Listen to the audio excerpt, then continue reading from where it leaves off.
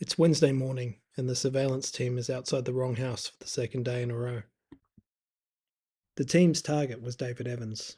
Until a few weeks ago, Evans was only known to police for traffic offences, and then Border Force officers intercepted about a dozen mail parcels containing cocaine. Most were seized, but at least two made it through. Both parcels were collected from the same post office by Evans. Investigators weren't ready to move yet, but they wanted to understand his routines, his associations, and whether he was operating alone. So alerts were entered into the system, requesting that officers report any interactions with him. Pretty standard stuff. A few days later, Evans was stopped for speeding in Western Sydney. The officer reported that Evans was driving a silver Holden Commodore registered to Erica Samuels, who happened to be sitting in the passenger seat. A quick database search found that Samuels had convictions for supplying cocaine. The vehicle was searched, but nothing was located, so David and Erica were sent on their way.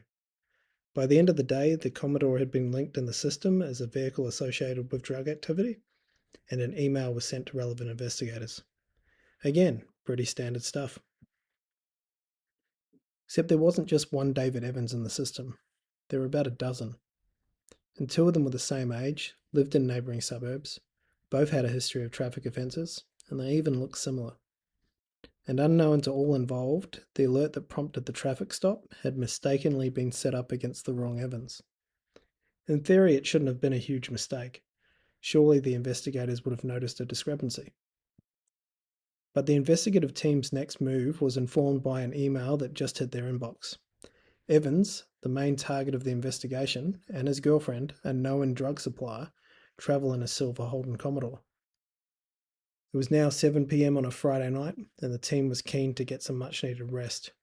A request for tasking was quickly typed up and sent to the surveillance team. And within hours, the surveillance team was already watching Erica's silver Commodore moving between addresses already associated with criminal entities. But that overlap with known entities would turn out to be completely innocent. Erica, for the last 6 months, had been volunteering with a charity that delivered food hampers to vulnerable families across Western Sydney, including several addresses already well known to police.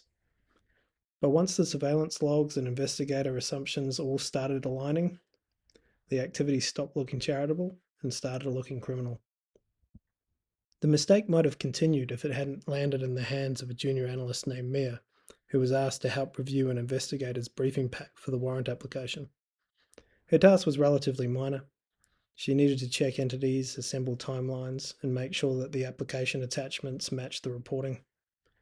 Mia had only been in the intelligence unit for about 8 months.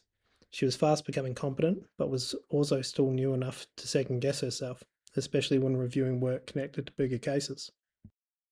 And today she noticed something.